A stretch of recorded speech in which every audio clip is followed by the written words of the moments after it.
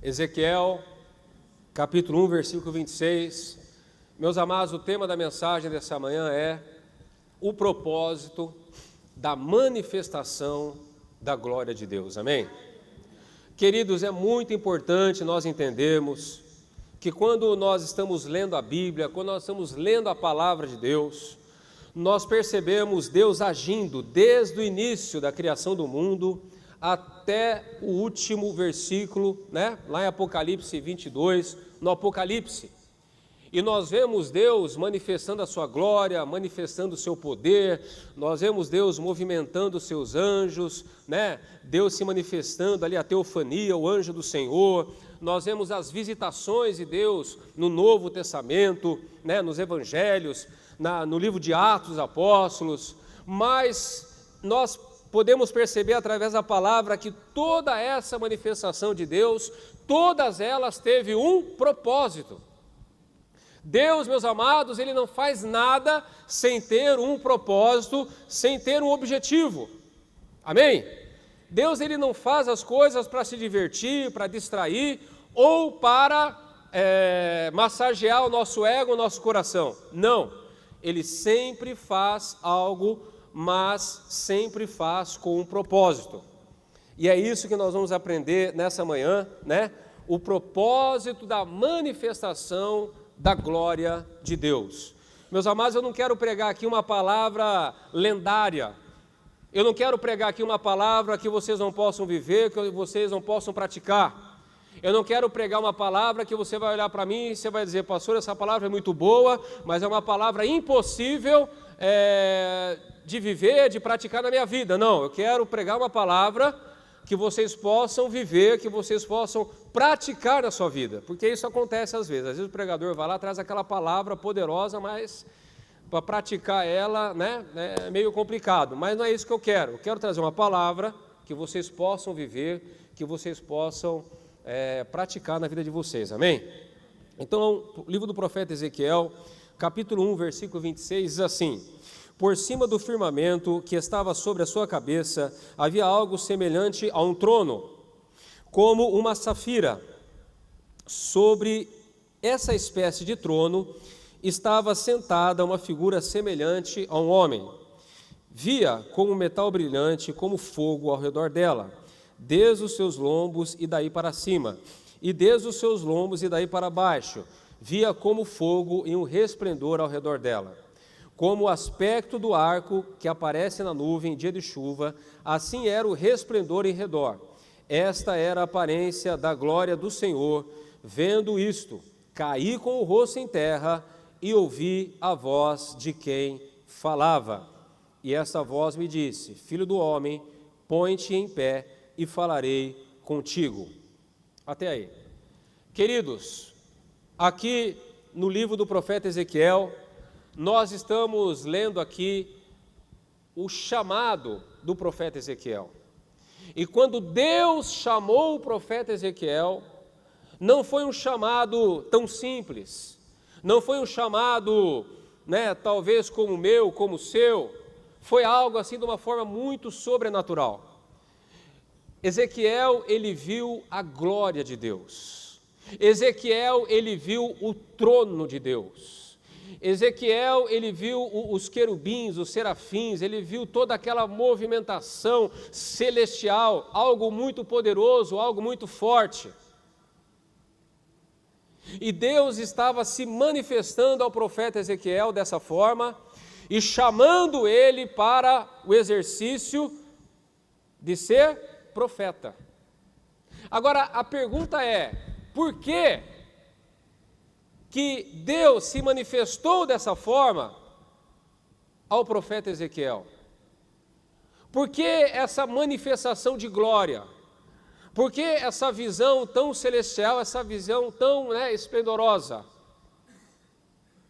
Porque o que Ezequiel iria viver no futuro era algo que ia exigir muito dele.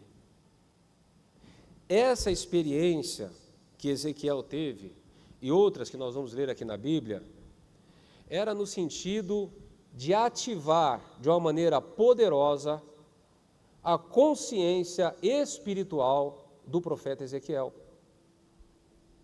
Porque se ele não tivesse essa convicção, se ele não tivesse essa experiência com Deus, talvez ele não permaneceria no ministério, no seu chamado. Porque o que o profeta Ezequiel viveu foi algo muito difícil para ele, assim como os outros profetas do Velho Testamento. Então Ezequiel, ele precisava ter aquela experiência, poderosa com Deus, para que ele pudesse dar seguimento ao chamado, para que ele pudesse dar seguimento ao ministério. O profeta Ezequiel, se você ler o livro dele, você vai ver que ele teve vários desafios, mas eu só vou citar 2 aqui para não delongar na palavra. Abra sua Bíblia comigo em Ezequiel, capítulo 33, versículo 8 e 9.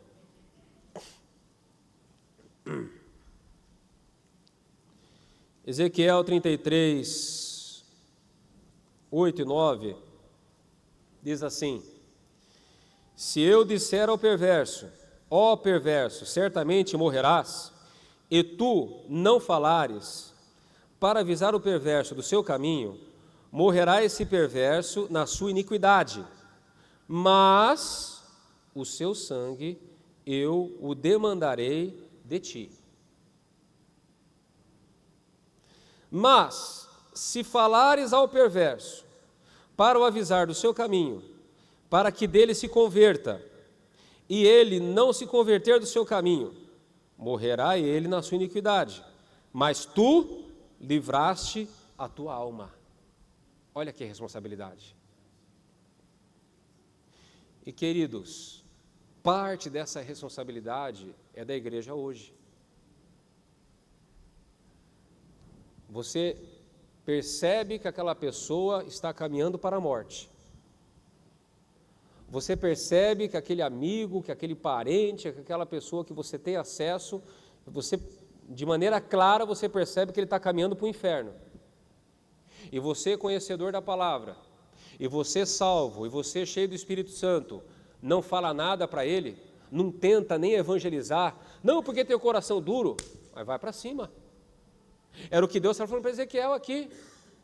Ezequiel, se você souber, se eu te mostrar uma pessoa perversa, errada, pecadora, mostrar para você que ela vai morrer, e você não advertir ela do caminho dela, o sangue dela eu vou demandar de ti.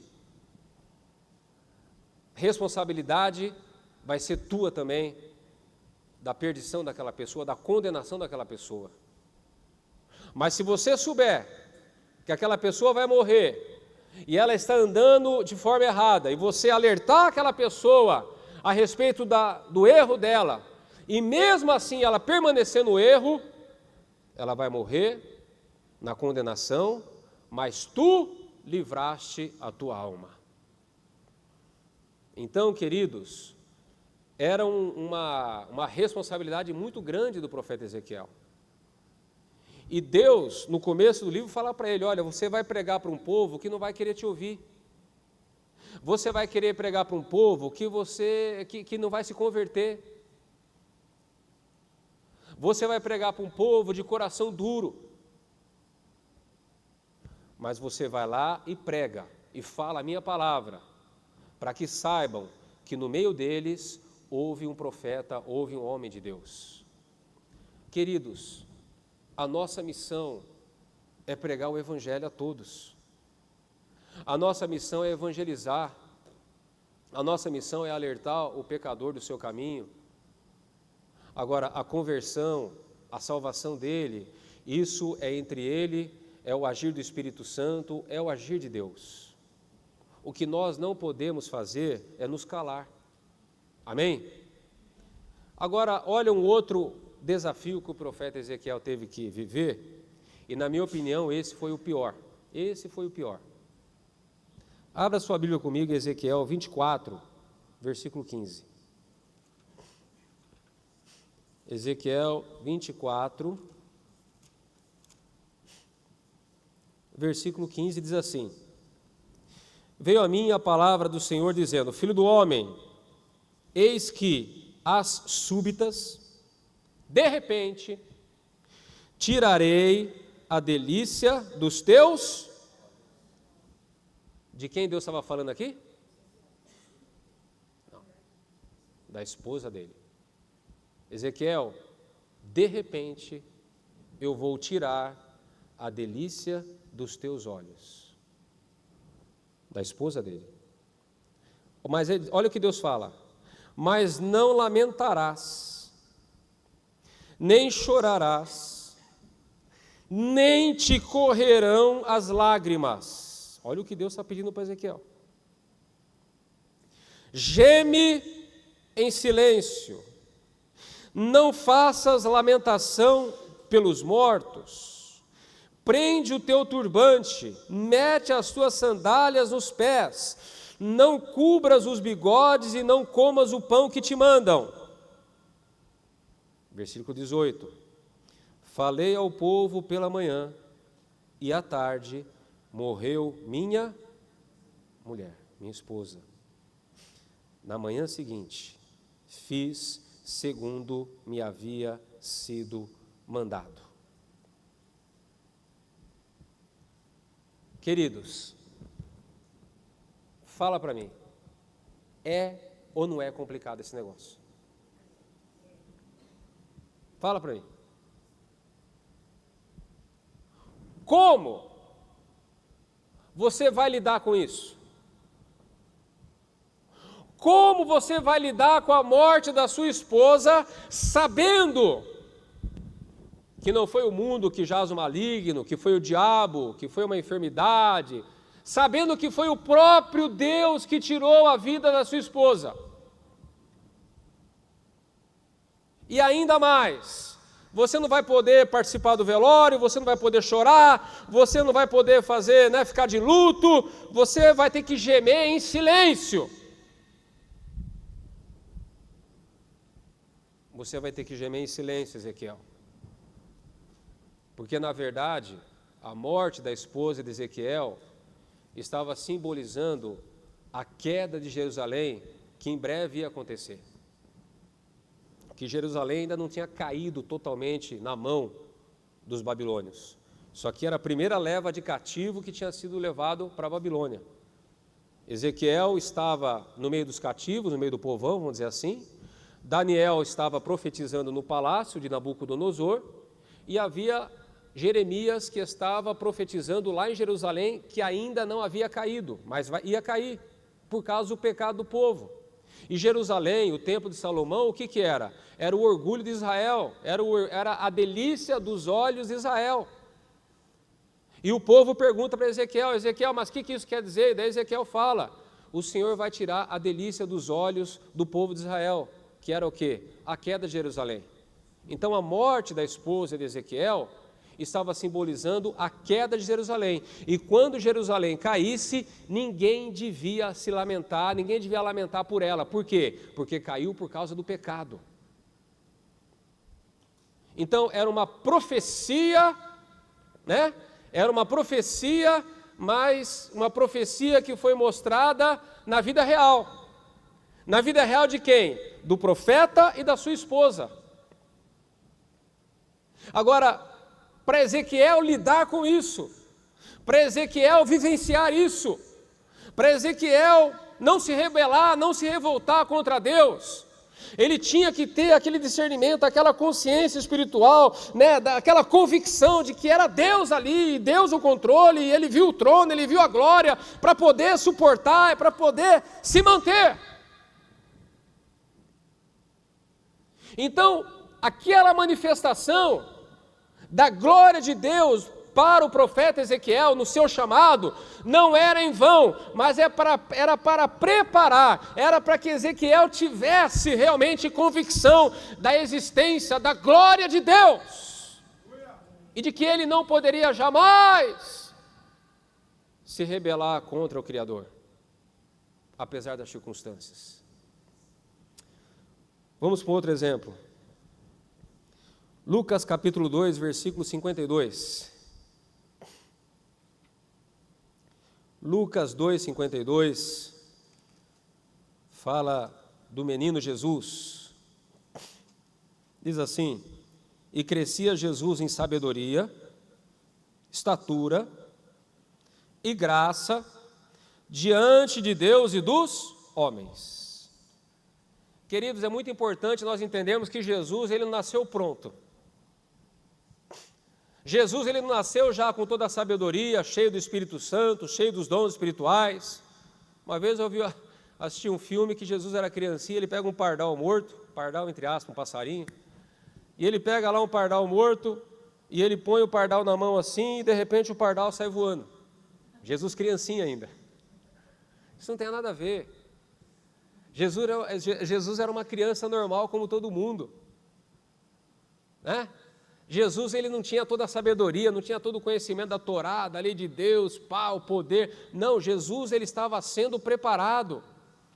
Jesus, ele também teve que ter o seu crescimento espiritual, o seu crescimento natural, o seu crescimento de sabedoria. Ele teve que orar, ele teve que jejuar, ele teve que buscar o poder de Deus, né? Ele teve que se preparar para exercer o ministério mais glorioso da terra. E Jesus também, meus amados, ele teve essa visão. Um pouquinho mais para frente, em Lucas capítulo 9, versículo 28.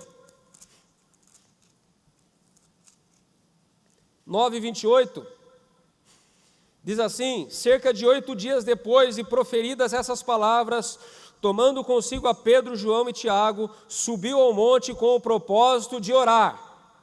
E aconteceu que enquanto ele orava, a aparência do seu rosto se transfigurou e as suas vestes resplandeceram de brancura.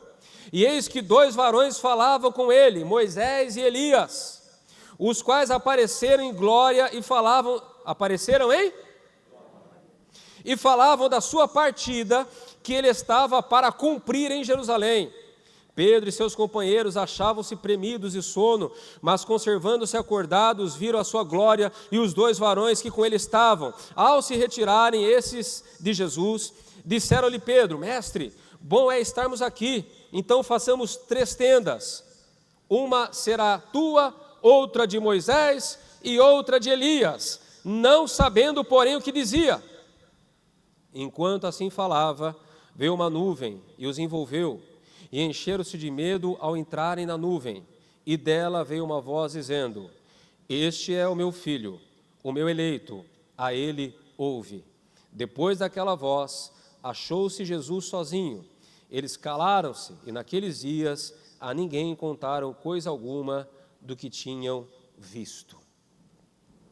Queridos, Jesus também, ele teve que ser preparado para o seu chamado, ele teve que ser preparado principalmente para a morte que ele ia enfrentar na cruz do Calvário. Perceba, meus amados, que até Jesus, ele teve que ter essa experiência com Deus. E a Bíblia diz que Moisés e Elias apareceram para ele, mas pastor, a Bíblia diz que não pode consultar os mortos, a Bíblia diz que os mortos não podem falar com os vivos. É verdade, meus amados. Só que Jesus, ele não foi lá para consultar os mortos, Jesus foi para orar. Ele foi para orar, ele não foi para consultar os mortos, ele foi lá para orar. Existe uma diferença enorme, extensa, entre uma pessoa aí, num espírita, enfim, para falar com uma pessoa morta que já morreu, e uma pessoa que vai simplesmente orar e buscar a Deus. Por que que Deus permitiu que Moisés, porque Elias foi arrebatado, Moisés faleceu, mas ninguém encontrou o seu corpo. O livro de Judas fala de uma certa batalha entre o arcanjo Miguel e Satanás, disputando pelo corpo de Moisés, mas ninguém, o próprio Deus sepultou o corpo de Moisés. O próprio Deus foi o coveiro de Moisés, ninguém achou o corpo de Moisés. Mas por que que Deus permitiu que Moisés fosse até Jesus, né, na visão e glória tal? Queridos, Deus, ele é soberano, amém? Ele é o Criador de todas as coisas, ele faz o que quer, na hora que ele quer, do jeito que ele quer. Não cabe a nós, mortais, não cabe a nós que se Deus fizer isso, a gente morre na hora, não cabe a nós questionar, né, os desígnios de Deus. Ele permitiu que Moisés e Elias aparecessem para Jesus em glória. E qual foi a conversa de Moisés e Elias com Jesus? A respeito da morte de Cristo, a respeito da morte de Jesus. O que ele iria passar, o que ele ia sofrer, o que iria acontecer com ele. Falava da cruz.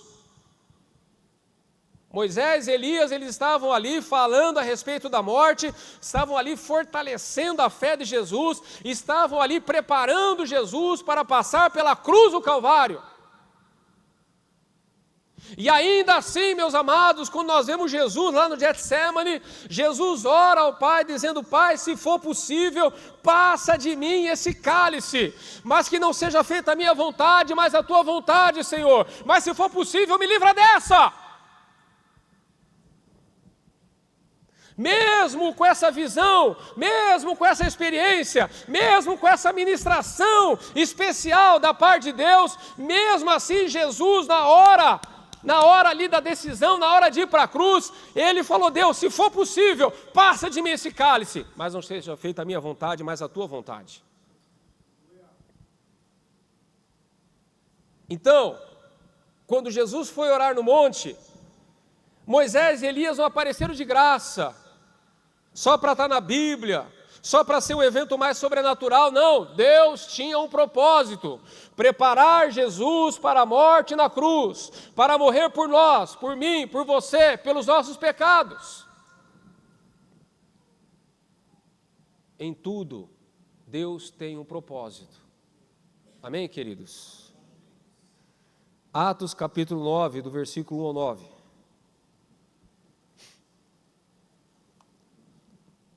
Saulo, respirando ainda ameaças e morte contra os discípulos do Senhor, dirigiu-se ao sumo sacerdote e pediu cartas para as sinagogas de Damasco, a fim de que, caso achasse alguns que era do caminho da igreja, assim homens como mulheres, os levasse presos para Jerusalém. Seguindo eles estrada fora, ao aproximar-se de Damasco, subitamente uma luz do céu brilhou ao seu redor. E caindo por terra, ouviu uma voz que lhe dizia: Saulo, Saulo, por que me persegues? Saulo estava perseguindo quem? A igreja ou Jesus? Hã? Quem Saulo estava perseguindo? A igreja ou Jesus? Quem acha que é a igreja, levanta a mão. Quem acha que é Jesus, levanta a mão. Quem acha que é os dois, levanta a mão. Quem é rebelde e não quer levantar a mão, levanta a mão agora.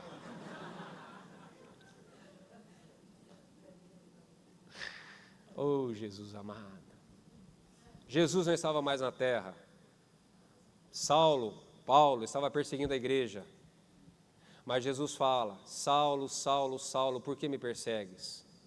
Porque quem persegue a igreja, quem fala mal da igreja, quem critica a igreja, o faz contra o próprio Jesus, amém?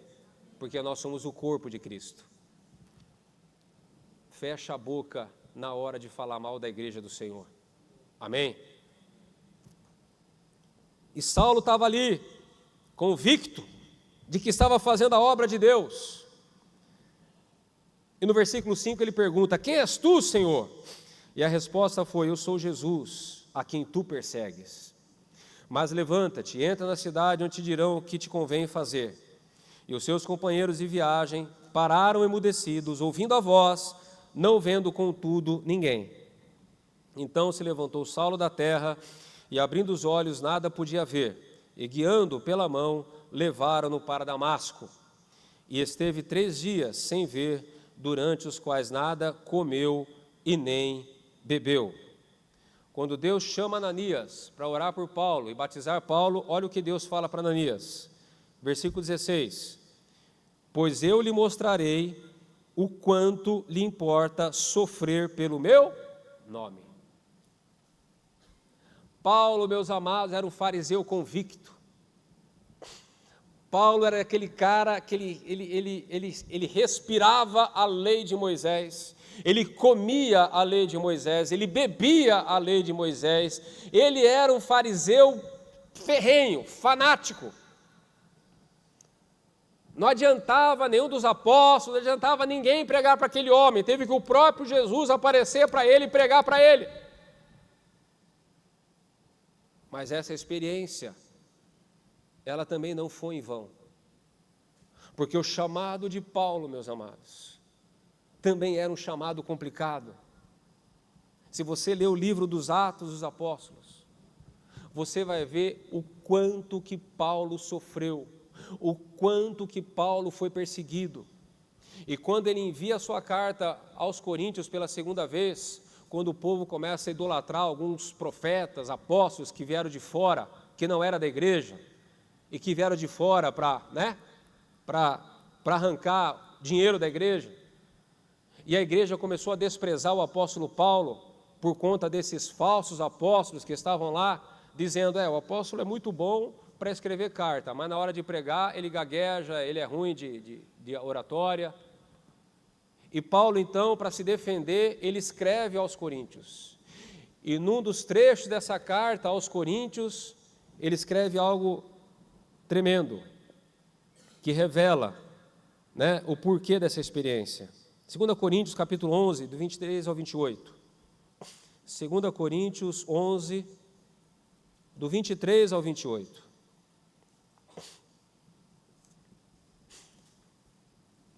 São ministros de Cristo? Falo como fora de mim, eu ainda mais, em trabalhos, muito mais em prisões, em açoites, sem medida, em perigos de morte, muitas vezes, 5 vezes, começa a dimensionar aí o sofrimento, 5 vezes recebi dos judeus uma quarentena de açoites menos 1, 39 chibatadas. Por 5 vezes ele recebeu 39 chibatadas nas costas. Fui 3 vezes fustigado com varas, 1 vez apedrejado, em naufrágio 3 vezes, e 1 noite e 1 dia passei na voragem do mar. Em jornadas, muitas vezes, em perigos e rios, em perigos e salteadores, em perigos entre patrícios, em perigos entre gentios, em perigos na cidade, em perigos no deserto, em perigos no mar, em perigos entre falsos irmãos, em trabalhos e fadigas, em vigílias, muitas vezes, em fome, sede, em jejum, muitas vezes, em frio, nudez. Além das coisas exteriores, ao que pesa sobre mim diariamente a preocupação com todas as igrejas. Quem enfraquece, que também eu não enfraqueça. Quem se escandaliza, que eu não me inflame. Se tenho de gloriar-me, gloriar-me-ei no que diz respeito à minha fraqueza. O Deus e Pai do Senhor Jesus, que é eternamente bendito, sabe que não minto. Queridos, qual de nós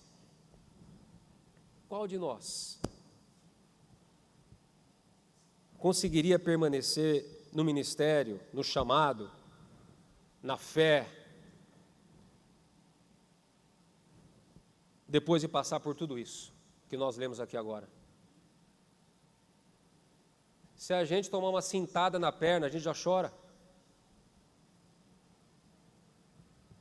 As pessoas hoje saem da igreja só de receber uma palavra dura de alguém ou do próprio pastor. As pessoas hoje saem da igreja por causa de fofoca, contenda no WhatsApp.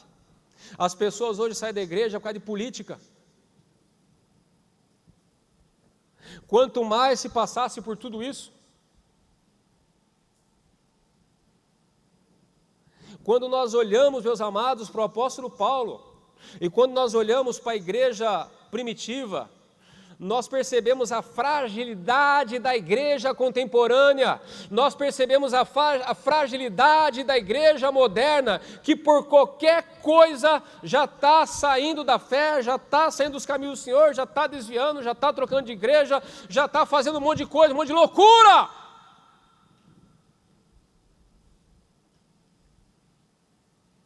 Pessoas que deixam de liderar a célula porque teve algum atrito, porque teve algum tipo de problema.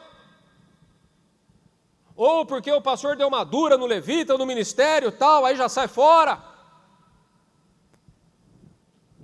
ou porque está desempregado faz 6 meses, ou porque está passando por alguma prova no casamento, ou porque aconteceu alguma injustiça.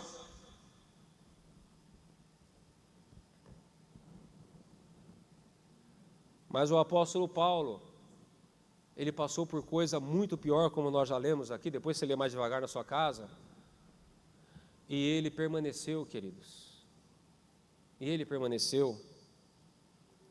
A experiência que ele teve com Deus foi muito forte, e ele teve uma outra também, que ele diz nessa mesma carta, que ele foi arrebatado até o 3º céu.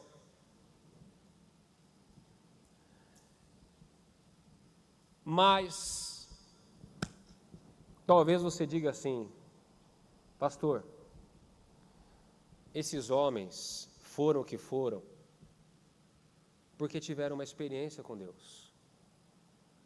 Por isso que eles conseguiram. Por isso que eles foram até o fim. Pois é. Mas para quebrar esse argumento seu, nós vamos ler o último exemplo da Bíblia.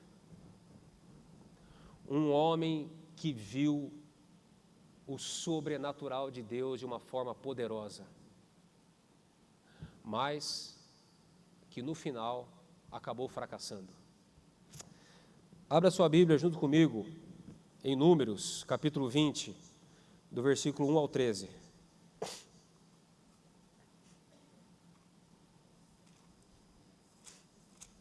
Números 20, do 1 ao 13. Chegando os filhos de Israel, toda a congregação ao deserto de Zim, no mês primeiro, o povo ficou em Cádiz, e ali morreu Miriam, e ali foi sepultada. Não havia água para o povo, então se ajuntaram contra Moisés e contra Arão. E o povo contendeu com Moisés e disseram: antes tivéssemos perecido quando expiraram os nossos irmãos perante o Senhor. Porque trouxeste a congregação do Senhor a esse deserto, para morrermos aí, nós e os nossos animais? E por que nos fizeste subir do Egito, para nos trazer a este mau lugar, que não é de cereais, nem de figos, nem de vides, nem de romã, nem de água para beber? Então Moisés e Arão se foram diante do povo para a porta da tenda da congregação e se lançaram sobre o seu rosto. E a glória do Senhor apareceu. E disse o Senhor a Moisés: toma o bordão, ajunta o povo, tu e Arão, teu irmão, e diante dele falai a rocha, e dará a sua água, e assim lhe tirareis água da rocha, e dareis a beber à congregação e aos seus animais. Qual foi a ordem de Deus para Moisés? Moisés, você vai chegar na rocha, e você vai falar para a rocha, flua água. Essa foi a ordem de Deus para Moisés.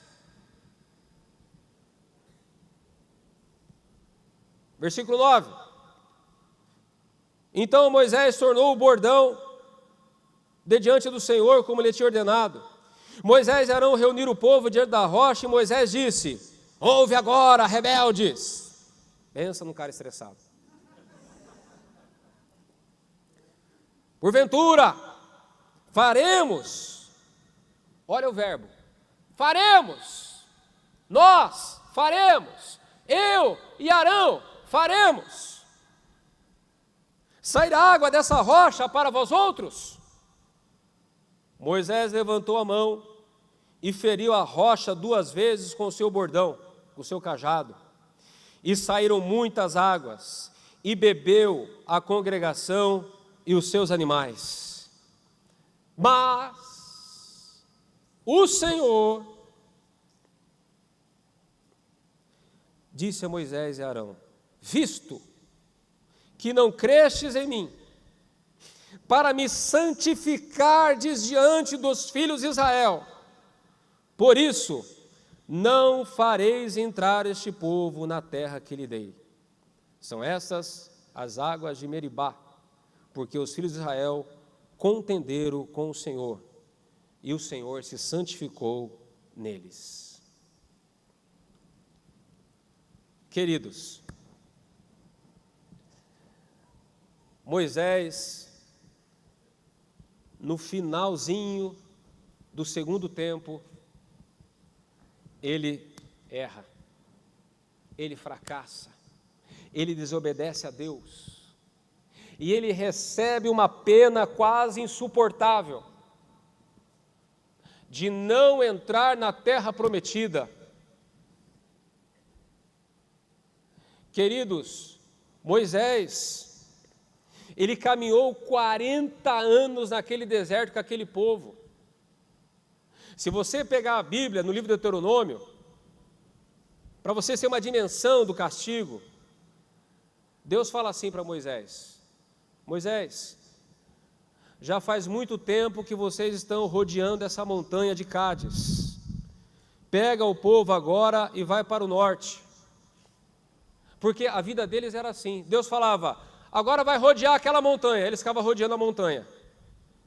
Acampava, rodeava a montanha, acampava, rodeava a montanha, acampava. Já está rodeando muito tempo essa montanha. Agora vai para outra montanha. Aí ia lá para outra montanha, rodeava, e rodeava, e rodeava, e acampava, e rodeava. Agora vai para tal lugar e fica ali. E vai, e rodeia, e tal. 40 anos!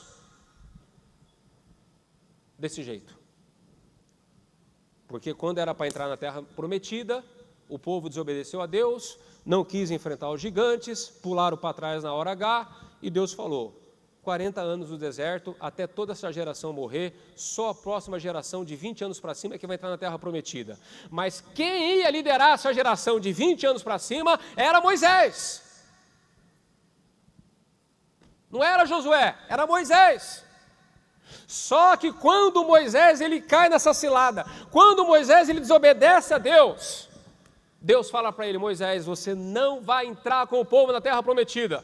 Você chamou a atenção para si. Você não glorificou o meu nome, Moisés, você glorificou o teu. Você chamou a responsabilidade de tirar água da rocha, quando na verdade quem deu água da rocha fui eu.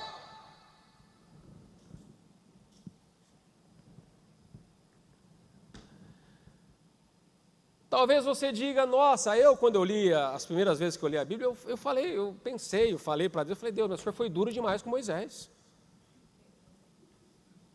O Senhor foi muito rígido com Moisés, só por causa de um vacilo ali na hora, tal. Mas o problema, meus amados, está lá em Lucas capítulo 12, 48. Deixa eu ver se é isso mesmo. Eu acho que eu não anotei aqui, Lucas 12, 48.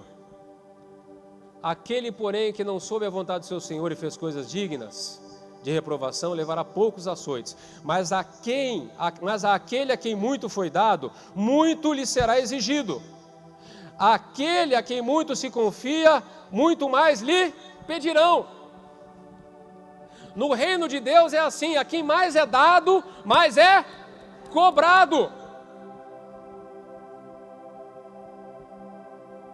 Deus, Ele não vai pedir além daquilo que Ele derramou sobre a sua vida, mas Ele vai pedir de acordo com aquilo que Ele derramou sobre a sua vida.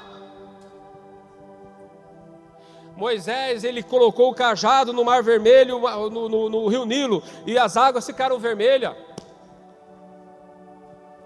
Moisés viu, aquela saraiva descer do céu para destruir a terra do Egito. Moisés, ele viu as rãs saindo do rio Nilo e invadindo a terra do Egito. Depois ele orou e morreu tudo. Moisés, numa certa rebelião de Coré, Datã e Abirão, aquelas três famílias, aqueles 3 homens rebeldes, Moisés chega para aqueles homens diante de todos Israel e fala: olha, o negócio é o seguinte, se eu não for um homem de Deus, esses homens vão morrer como qualquer pessoa na terra morre. Agora, se eu sou homem de Deus, se eu tenho chamado de Deus, esses homens, eles vão morrer de uma maneira sobrenatural, a ponto da terra abrir a boca e engolir eles e tudo que eles têm. Quando Moisés falou isso, a Bíblia diz que a terra se abriu. Um abismo, a terra se rachou e começou a se abrir assim, ó. O pessoal que estava perto deles correu, e Coré, Datã e Abirão, junto com a sua família, junto com tudo, caiu naquele abismo e a terra fechou de novo. Moisés viu tudo isso. Moisés presenciou tudo isso. Moisés estava para atravessar o mar, e Deus falou: estende o cajado, Moisés, porque ainda há horas a mim, diga ao povo que marche, e tu estendes o cajado e reparte o mar. E Moisés estende o cajado e o mar vermelho se abre. Quem assistiu a novelinha dos 10 mandamentos? Pode falar, irmão, eu sei que tem um monte que assistiu. Na época da Covid-19 eu também assisti a novelinha dos 10 mandamentos. E você vê aquela coisa, né? Você imagina como é que foi, né? Dá para imaginar. E Moisés, meus amados, ele não se conforma. E no livro de Deuteronômio, capítulo 3, versículo 23, diz assim: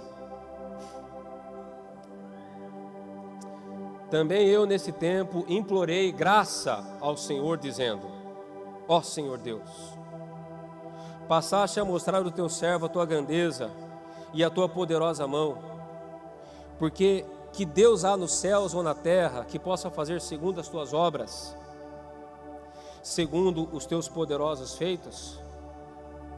Rogo-te que me deixes passar, para que eu veja esta boa terra que está da além do Jordão, esta boa região montanhosa e o Líbano. Moisés queria entrar na terra prometida. Ele ouviu 500 vezes de Deus: olha, você vai introduzir esse povo à terra prometida, terra que manda leite e mel. E Moisés queria. Mas olha o versículo 26. Porém, o Senhor indignou-se muito contra mim, por vossa causa. Olha só como ele não assume. E não me ouviu, antes me disse: basta. É duro quando tem intimidade, né? Quando tem intimidade é assim, é palavra pesada. Por isso que com os outros a gente muitas vezes é educadinho, com a família você já chuta o balde, né? Por causa da intimidade. Mas não pode ser assim. Basta! Não me fale mais disso. Imagina Deus falando com você desse jeito. Pode parar com essa oração aí. Para. Não quero mais ouvir sobre esse assunto.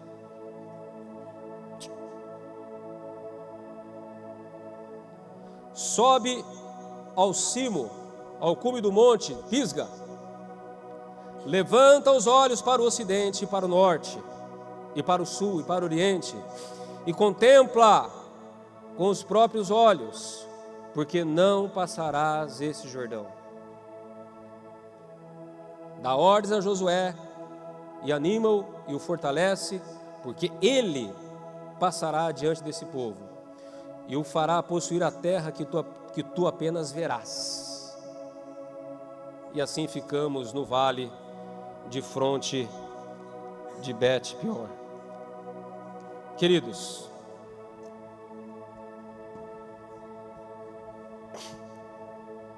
como eu disse, eu não quero pregar uma palavra aqui que você não possa viver.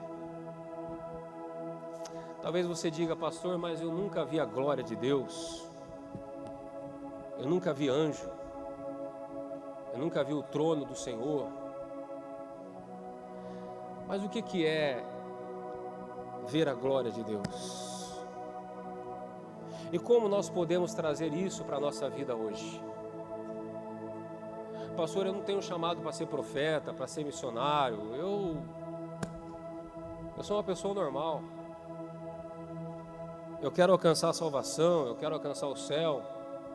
Eu não tenho um chamado específico, eu até ajudo aqui na igreja, nas necessidades, nos ministérios. Mas eu não sou um profeta, eu não sou um missionário, eu não sou um pastor, eu não sou um... Pois é, meus amados. Mas a verdade é que até mesmo na questão de nós sustentarmos a nossa salvação, de nós garantirmos a nossa vida eterna, nós precisamos ter uma experiência com Deus. Uma pessoa que tem uma experiência legítima e verdadeira com Deus, Ela pode cair, pode, como Moisés caiu. Mas é muito mais difícil. É muito mais difícil. É muito difícil o diabo arrancar uma pessoa da igreja que já foi marcada por Deus, que realmente já teve uma experiência com Deus. E essa experiência, meus amados, essa glória de Deus, ela pode ser de várias formas. Talvez a experiência que você teve com Deus foi uma cura. A experiência que você teve com Deus foi algo que você viveu no seu casamento.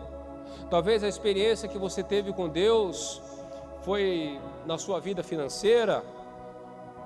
Foi através de algo sobrenatural, uma oração respondida que você, você ficou, você ficou assim, boca aberta com a oração, com a resposta daquela oração que você fez. Não tem como dimensionar a experiência com Deus de cada um aqui. Não, porque essa foi mais legal. Não, porque essa foi top. Não, essa aqui é mais da hora. Não. Qual é a experiência com Deus que realmente é boa? Aquela que marcou o seu coração. Foi quando Deus se revelou a você. Foi quando Jesus se revelou a você como Salvador. E você entendeu. E você teve a revelação através daquela experiência, através daquele fato ocorrido. Seja na oração, seja no milagre, seja na leitura da palavra, seja no meio do culto, seja uma vigília, seja de que forma for, Deus se revelou a você. Quem não tem revelação de Deus, não tem a vida eterna. Quem não tem revelação da salvação, da cruz, não tem a vida eterna. Pode ser um bom frequentador de igreja, mas ainda não tem a vida eterna. Talvez você diga, pastor, eu não tenho ainda essa convicção. Eu não tenho ainda, eu acredito que eu não tive ainda essa revelação, eu não tive ainda essa experiência com Deus na minha vida. Às vezes eu até duvido da existência de Deus. Então, você precisa rever isso então. Você precisa desejar ardentemente isso. Senhor, revela-te a mim. Porque uma vida sem revelação, meus amados, ela é permeada por decisões erradas, por derrota, por pecado, por carnalidade, e assim vai. Agora tem aquelas pessoas que tiveram a revelação e ainda assim acabaram caindo? Tem. Mas diferente da época de Moisés, nós estamos aqui diante da mesa do Senhor. Aqui você pode alcançar o perdão. Aqui você pode alcançar a misericórdia. Aqui você pode alcançar graça através do corpo e do sangue de Cristo. Deus não vai falar para você, basta! Deus vai falar para você, eu te perdoo e eu te restauro em nome de Jesus. Vamos ficar de pé. Vamos ficar de pé. E agora, deixa essa palavra fluir um pouco mais no teu coração. Enquanto o Ministério Louvor ministra esse cântico, eu quero que você entre na presença de Deus. Entre na presença de Deus agora, porque Ele está aqui. Ele está aqui.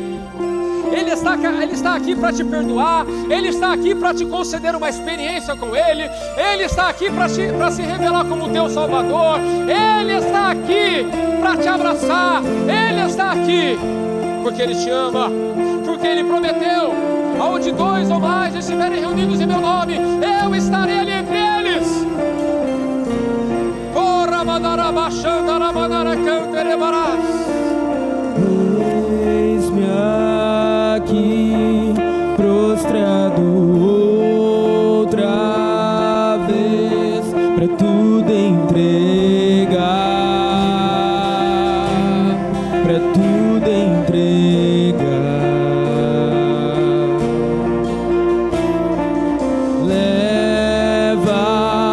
Leva-me perto de ti, Senhor, anseio por ti, anseio por ti. Eu me rendo.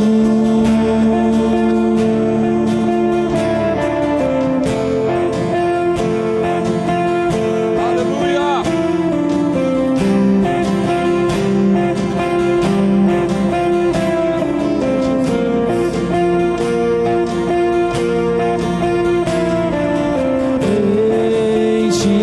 Enche-me da graça e do teu amor, fala pra mim, sacia meu ser, abraça-me, ouve o meu clamor, fala pra mim, fala pra mim.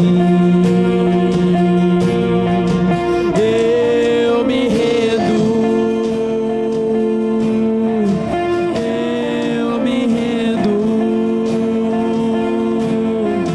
pra conhecer-te mais, pra conhecer-te mais. Eu me rendo,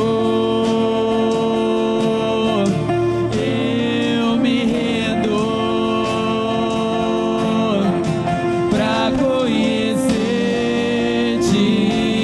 mais, pra conhecer-te mais.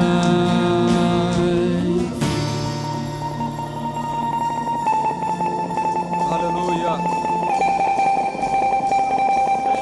Aleluia! Manifesta, Senhor!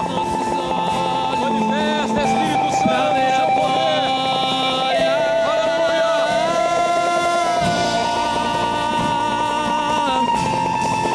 Dá-nos uma experiência.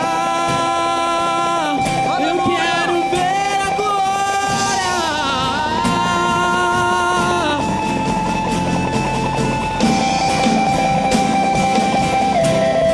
Aleluia! Vento de poder sopra em meu viver.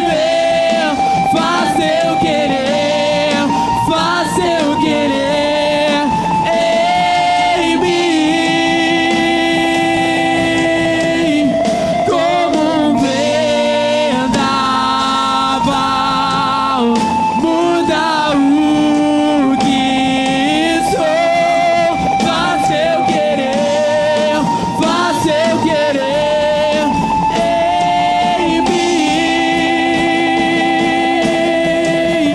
Vento de poder sopra em meu viver. Faz eu querer, faz eu querer em mim.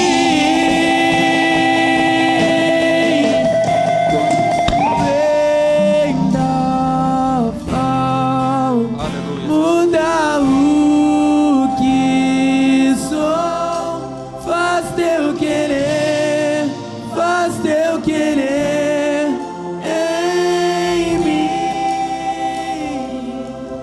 Nosso Deus e nosso Pai, manifesta, meu Deus, a tua glória para os seus filhos, ó Deus. E nós não vamos, ó Pai, direcionar, exigir de que forma essa glória do Senhor, ela deve ser manifesta. O Senhor conhece, meu Deus, a medida de cada um. O Senhor conhece, meu Deus, o chamado, o coração de cada um aqui, ó Pai. E eu oro, meu Deus, para que eles recebam essa revelação, eles tenham essa experiência contigo, meu Deus, que vai marcar o coração deles para o resto da vida. Meu Deus, aqueles que ainda não tiveram, meu Pai, aqueles que ainda não alcançaram, meu Deus, aqueles que ainda estão perdidos, ó Pai, até mesmo às vezes duvidando da Tua glória, do Teu poder, da Tua existência, meu Deus, que o Senhor conceda, meu Pai, que o Senhor os ajude, meu Deus, para que alcancem a salvação, para que alcancem a vida eterna, para que possam verdadeiramente andar nos Teus caminhos, ó Pai, no Teu chamado, na Tua presença, meu Deus. Pai, eu também oro por aqueles que estão quebrados. Meu Deus, eu oro por aqueles que estão feridos. Meu Deus, eu oro por aqueles que se machucaram no ministério, na igreja, nos relacionamentos, ou tiveram algum tipo de decepção amarga na vida. E apesar da revelação, meu Pai, apesar de já ter experimentado a Tua glória, Senhor, eles estão, ó Pai, longe do Senhor. Mas eles estão agora com esse coração arrependido, meu Deus. Mas agora, meu Deus, eles estão clamando. E conforme diz a Tua palavra, meu Pai, derrama o Teu perdão, Senhor. Derrama a Tua graça, meu Pai. Derrama a misericórdia. Senhor, enche do Espírito Santo novamente. E se for necessário, meu Pai, se for necessário, ó Espírito Santo, porque o Senhor conhece o coração de cada um, concede uma nova experiência. Concede, Senhor, uma nova experiência, para que sejam plenamente restaurados, ó Pai, para que sejam plenamente renovados, ó Deus. Pai, nós abençoamos esse cálice. Pai, nós abençoamos esse pão, nós consagramos, declaramos que a partir de agora é o corpo e o sangue do Senhor. E nós queremos participar dessa Santa Ceia. Pai, que essa Santa Ceia seja uma manifestação da Tua glória para alguns. Que essa Santa Ceia seja o renovo espiritual para outros. Que essa Santa Ceia seja a revelação da salvação para ainda outros, ó Pai. Que essa Santa Ceia, meu Deus, seja o marco de um novo começo para aquele que está se reconciliando com o Senhor novamente hoje, meu Deus. Pai, nós te agradecemos pelo Teu amor, nós te agradecemos pela Tua bondade, nós te agradecemos porque mesmo o Senhor sendo um Deus tão grande, tão poderoso, o Senhor se preocupa em se revelar a nós. Nós que somos tão pequeninos, tão falhos, tão pequenos, mas o Senhor quer manifestar a Sua glória a nós, para que nós possamos passar a eternidade contigo, para que nós possamos ser fiéis a Ti aqui nessa terra, nesse mundo que jaz o maligno, que conspira contra nós, contra a igreja do Senhor dia e noite. Obrigado, Pai, por isso nós te adoramos, nós te louvamos, nós te amamos, Senhor. Em nome de Jesus, e toda a igreja diga amém, Jesus. Pode se assentar, receba a Santa Ceia, e após todos receberem, vamos todos participar, em nome de Jesus.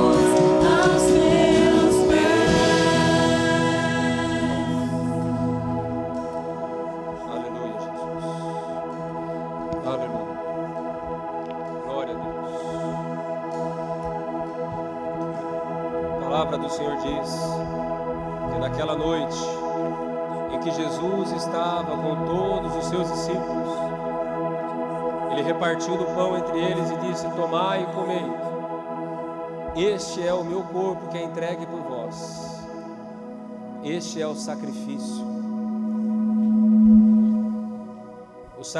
santo, agradável a Deus. Obrigado, Jesus, nós te louvamos. Obrigado, Jesus, nós te adoramos, te agradecemos por esse sacrifício. Como o profeta João disse, eis aí o Cordeiro de Deus que tira o pecado do mundo. E de que forma Ele fez isso?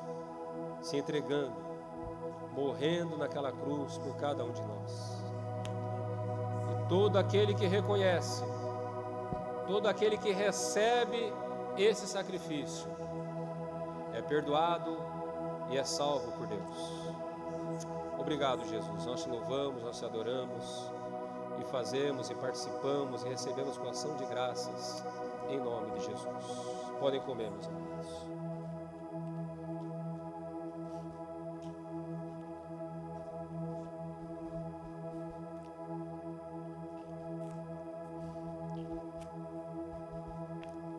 Aleluia. De forma semelhante, Jesus tomou o cálice, repartiu entre os discípulos e disse: tomai e bebei, este é o meu sangue derramado por vós, este é o sangue derramado por muitos, este é o sangue da nova aliança. E por causa desse sangue, quando nós entramos na presença de Deus com o coração quebrantado e arrependido dos nossos pecados, Ele não diz basta, mas Ele diz: eu te perdoo, eu te abençoo, eu te renovo, eu te encho do meu espírito, eu te amo.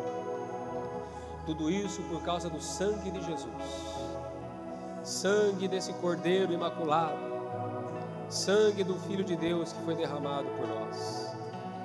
Obrigado, Jesus. Por causa desse sangue nós temos graça, nós temos perdão, nós temos misericórdia. Por causa desse sangue nós recebemos o milagre do novo nascimento e adquirimos a natureza divina e nos despojamos da natureza adâmica. Obrigado, Jesus. Só o teu sangue para proporcionar esse milagre tão poderoso, tão grande em nossas vidas. Nós te amamos, Jesus, nós te amamos e o fazemos em memória de Ti, Senhor. Podem beber, meus amados.